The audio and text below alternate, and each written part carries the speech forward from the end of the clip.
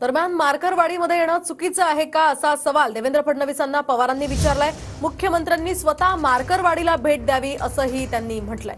मुख्यमंत्र्यांनी लोकांचं म्हणणं ऐकून घ्यावं असं सुद्धा आवाहन शरद पवारांनी फडणवीसांना केलं। मुख्यमंत्र्यांनी मला सल्ला दिला, त्यांनी असं सांगितलं की पवारसाहेबांनी हे करणं योग्य नाही।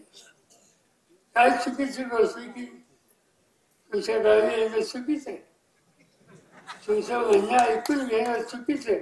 मी मुख्यमंत्र्यांना विनंती करतो, इथं आम्हाला राजकारण आणायचं नाही आणि म्हणून मी सांगतो तसे ठराव करा आणि ही सगळी माहिती राज्य सरकार, केंद्र सरकार, निवडणूक आयोग यांच्याकडे देऊ।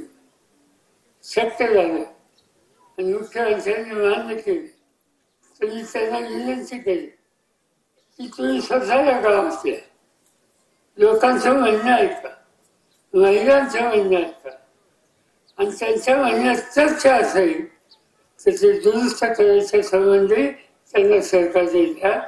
हा आग्रह मुख्यमंत्र्यांसाठी करायला माझी किंवा उत्तमरांची किंवा धैर्यशीलची अजिबात आमची अडचण नाही, या गोष्टी आम्ही करायच्या।